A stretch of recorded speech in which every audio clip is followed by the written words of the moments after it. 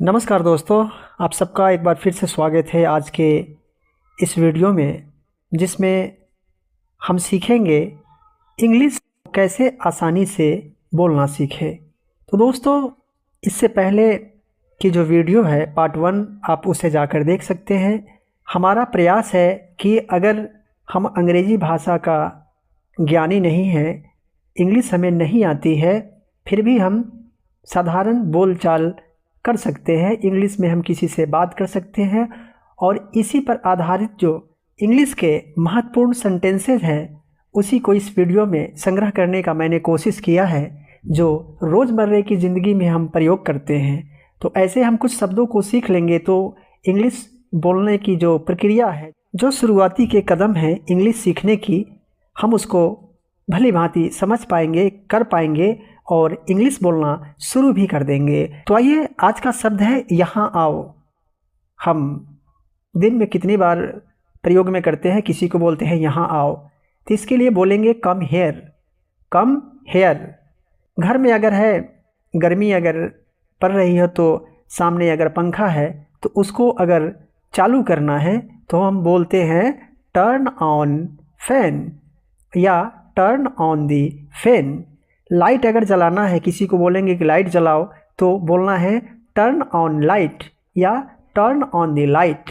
अगला हमारी बात को समझ जाए, हम इसमें ग्रामर की जो चीज़ें हैं हम उसको नहीं रख रहे हैं, वो एक अलग चीज़ है और बोलना एक अलग चीज़ है। हमारा प्रयास है कि हम जो कम जानकारी है हमारे पास, हम जो भाव प्रकट करते हैं, हम जो बोलना चाह रहे हैं वो अगला समझ जाए। तो अगर हम ओपन डोर भी बोलेंगे तो अगला समझ जाएगा कि दरवाजे को बंद करने के लिए हमें कहा जा रहा है।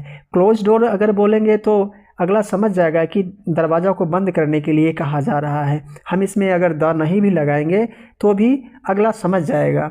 हम यहाँ ग्रामर के स्तर से इस चीज़ को नहीं रख रहे हैं। हमारा प्रयास है कि अंग्रेज़ी हम बोलना सीख जाएं और जब भविष्य में हमारी रुचि बढ़ेगी तो हम ग्रामर के चीज़ों को भी ठीक करने की कोशिश करेंगे, अध्ययन करेंगे और हम सीख जाएंगे। तो चलिए अगला शब्द को हम उठाते हैं। हम किसी को भी बोलते हैं सुनो, किसी को बुलाना हो तो कहते हैं सुनो, तो उसके लिए बोला जा सकता है लिसन, लिसन या लिसन मी। अगर किसी को कहा जाए कि ध्यान से सुनो तो इसके लिए बोला जा सकता है लिसन केयरफुली। अगला शब्द है दोस्तों जवाब दो। यह भी रोज़ हम इसका प्रयोग करते हैं। किसी से हमको कुछ जवाब चाहिए तो बोलते हैं कि जवाब दो या जवाब दीजिए, तो गिव आंसर। अगर हम अपने से बड़े लोगों को अगर कुछ कह रहे हैं, सुनने के लिए, जवाब देने के लिए, दरवाज़ा खोलने के लिए, पंखा बंद करने के लिए, तो इसमें हम प्लीज़ शब्द को जोड़ लेंगे। अगर छोटे हैं, अगर हम आदेश किसी को कर रहे हैं छोटे को, तो हम सीधे बोल सकते हैं जवाब दो का गिव आंसर।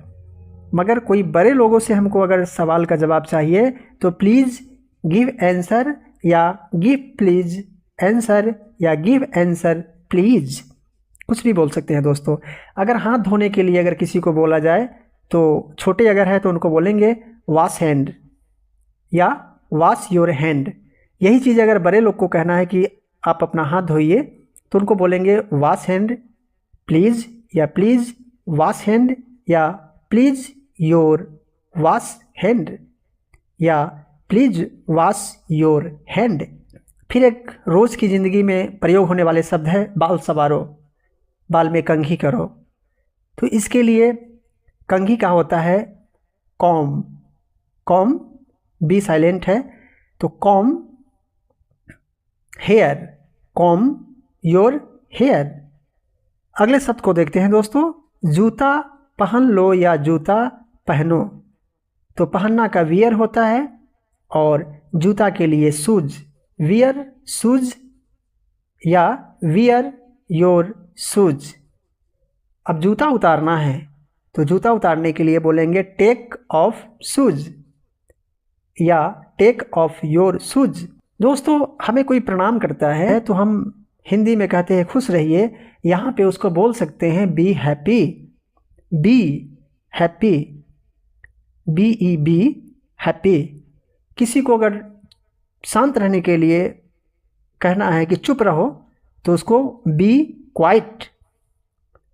अगर हमें कोई खाने पर आमंत्रित किया हुआ है, हम खा रहे हैं और वह पूछे कि कुछ और चाहिए, तो इसका होता है एवरीथिंग एल्स। तो हमें अगर कुछ चाहिए तो ठीक है, अगर नहीं चाहिए तो बोलते हैं कि काफ़ी है। तो काफ़ी के लिए बोल देंगे इनफ।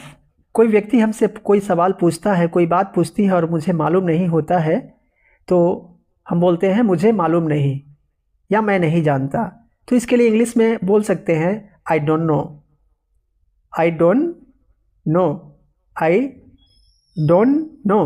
दोस्तों एक शब्द है तुम पर नाज है। अगर कोई अच्छा काम करता है तो बोलते हैं तुम पर नाज है, तो इसको बोलते हैं प्राउड ऑफ यू। कभी कभी कोई नटखट बच्चा गाली बक रहा होता है तो बड़े लोग बोलते हैं कि गाली मत बको, गाली मत दो। तो इसके लिए हम इंग्लिश में बोलेंगे डोंट अब्यूज, डोंट अब्यूज। अगला शब्द है मेरा यकीन करो, मेरा विश्वास करो। ये भी बहुत प्रयोग आती है कि मेरा विश्वास करो। तो इसके लिए होती है believe me, believe me, believe me. मेरा यकीन करो या मेरा विश्वास करो। दोस्तों एक शब्द है, ये भी प्रयोग में आती है कभी कभी, हद है।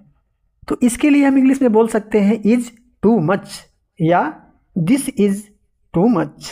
तो दोस्तों हर रोज़ प्रयोग होने वाले सेंटेंसेस छोटे छोटे जो हैं उसको आज हमने इस वीडियो में रखा है।